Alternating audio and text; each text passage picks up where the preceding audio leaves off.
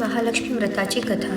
गुरुवारची कहाणी. श्री लक्ष्मीची कृपा आपल्यावर व्हावी, तिने आपल्या घरात वास करावा, पैसा, शांती, समाधान घरात नांदावे म्हणून श्री महालक्ष्मीचे व्रत करतात.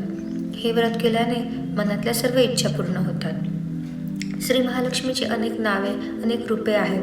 पार्वती, सिंधुकन्या, महालक्ष्मी, लक्ष्मी, राजलक्ष्मी, गृहलक्ष्मी, सावित्री, राधिका, रासेश्वरी, चंद्रा, गिरिजा, पद्मा, मालती, सुशीला अशा अनेक विविध नावांनी श्री महालक्ष्मी ओळखली जाते. अशा या सर्वानुभूती असलेल्या श्री महालक्ष्मीची ध्यानी घ्यावी अशी ही कहाणी आहे. व्यापार युगातली, आपल्या भारतातील सौराष्ट्र देशात घडलेली. तेथे एक राजा राज्य करीत होता. त्याचे नाव भद्रश्रवा. तो शूर होता, दयाळू होता आणि प्रजादक्ष होता.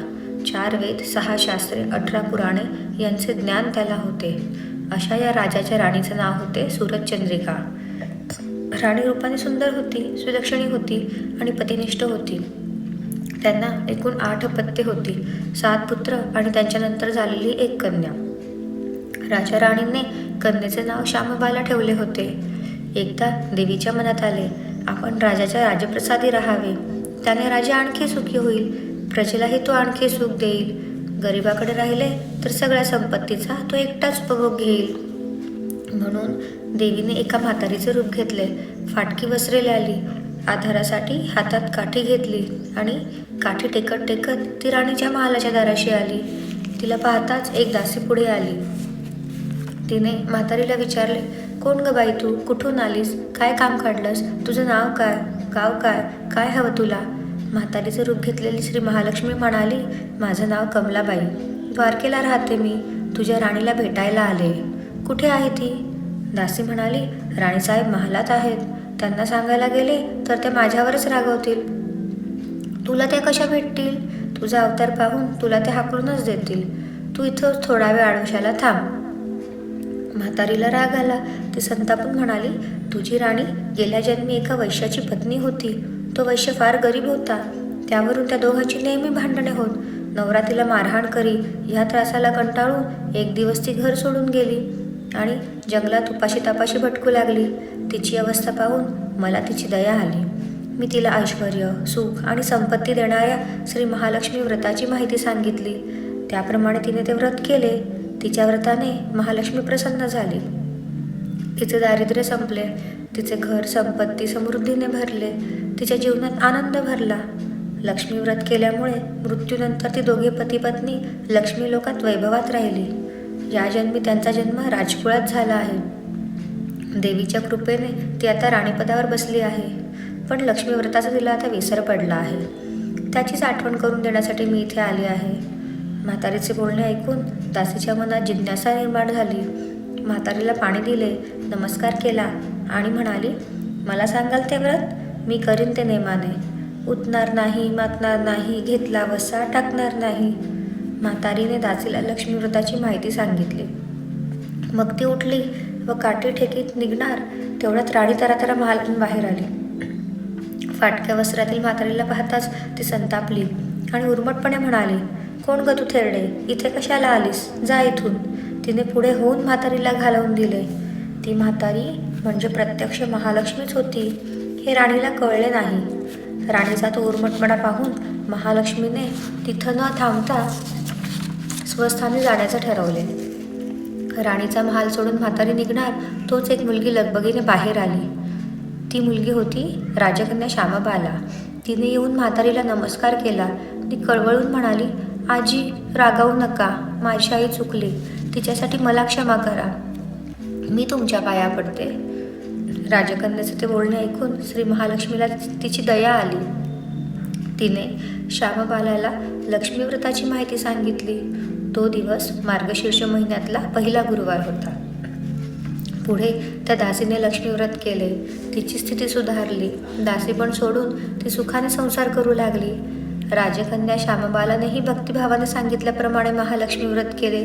सगळे नियम धर्म पाळून दर गुरुवारी तिने ते व्रत केले. शेवटच्या गुरुवारी उद्यापन केले. लवकरच श्यामबालाचा विवाह मालाधर नावाच्या राजपुत्राशी झाला. तिला राजवैभव मिळाले. लक्ष्मी व्रताच्या प्रभावाने तिचा संसार सुखासमाधानात चालू लागला. पण इकडे भद्रश्रवा व राणी चंद्रिका यांना हळूहळू वाईट दिवस दिसायला लागले. त्यांचे राज्य गेले, त्यांचे सगळे वैभव ऐश्वर्य लयाला गेले. चंद्रिका राणी होती, ती स्थिती आता बदलली. अन्नपानालाही ती महाग झाली. भद्रश्रवाला फार वाईट वाटे, पण तो तरी काय करणार. एक एक दिवस चिंतेने उगवत होता, तसाच मावळत होता. एक दिवस भद्रश्रवाला वाटले मुलीकडे जावे, तिला पाहावे आणि 4-8 दिवस तिच्याकडे राहावे. त्याप्रमाणे तो जावयाच्या राज्यात आला. चालून चालून तो खूप दमला होता, म्हणून थोडा वेळ विश्रांती घेण्यासाठी तो एका नदीच्या काठी बसला. राणीची दासी नदीवर येत होती. तिने भद्रश्रवाला ओळखले. दासी धावत महालात गेली, राजाला बातमी सांगितली. श्यामबालालाही ते समजले. श्यामबाला आणि मालाधराने रथ पाठवून भद्रश्रवाला मोठ्या मानसन्मानाने राजवाड्यात आणले आणि त्याचा आदर सत्कार केला. काही दिवस जावयाचा आणि मुलीचा पाहुणचार घेत भद्रश्रवा राजवाड्यात राहिला. आता परत जायचे विचार त्याच्या मनात घोळू लागले. जावयाला त्याने तसे सांगितले. जावयाने संमती दिली. भद्रश्रवा परत जायला निघाला तेव्हा श्यामबालाने एक हंडा भरून धन पित्याला दिले. तो हंडा घेऊन भद्रश्रवा घरी आला. मुलीने धनाने भरलेला हंडा दिला आहे हे ऐकून सूरचंद्रिकेचा आनंद गगनात मावेना. घाईघाईने तिने हंड्यावरचे झाकण काढले. आत पाहते तर काय, हंड्यात धन नव्हतेच, होते फक्त कोळसे. महालक्ष्मीच्या अवकृपेने हंड्यातल्या धनाचे कोळसे झाले होते. चंद्रिकेने कपाळावर हात मारून घेतला. भद्रश्रवा हा चमत्कार पाहून चकित झाला होता. दुःखाचे दिवस संपत नव्हते, दारिद्र्याचे भोग सुटत नव्हते. सूरजचंद्रिकेला एक एक दिवस काढताना जीव मेटाकुटीला येत होता. एक दिवस सूरजचंद्रिकेच्या मनातही लेकीला भेटायची इच्छा निर्माण झाली. त्याप्रमाणे ती लेकीच्या घरी जाण्यासाठी निघाली. तो दिवस मार्गशीर्ष महिन्यातला शेवटचा गुरुवार होता. सूरजचंद्रिका लेकीच्या घरी पोचली तेव्हा श्यामबाला व्रताचे उद्यापन करीत होती. श्यामबालेने आईकडूनही महालक्ष्मी व्रत करवून घेतले. 4 दिवस मुलीकडे राहून सूरजचंद्रिका परत आपल्या गावात आली. लक्ष्मी व्रत केल्यामुळे काही दिवसातच त्यांना त्यांचे पूर्वीचे वैभव परत मिळाले.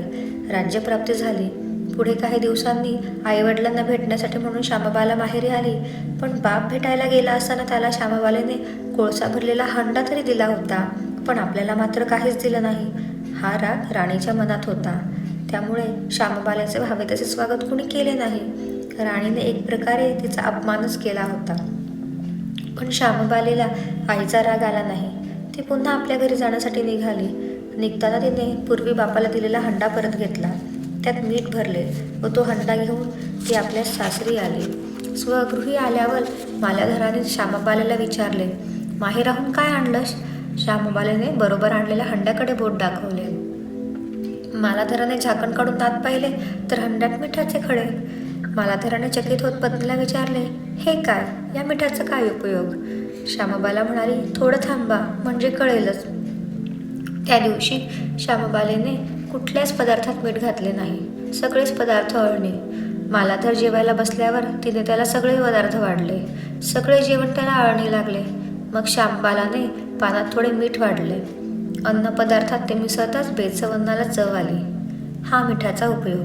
श्यामबाला पतीला म्हणाली. मालाधरलाही तिचे म्हणणे पटले.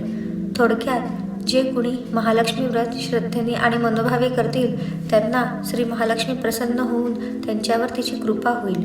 पण श्रीमंती आल्यावर सुद्धा माणसाने उतू नये, मातू नये. नित्यनेमाने श्री महालक्ष्मी व्रत करावे. देवीचे मनन चिंतन करावे, म्हणजे देवी सदैव तुमच्या पाठीशी उभी राहील, तुमची कामना पूर्ण करेल. महालक्ष्मीची ही कथा कहाणी गुरुवारची सुफळ संपूर्ण. ओम महालक्ष्मी नमः. ओम शांती शांती शांती.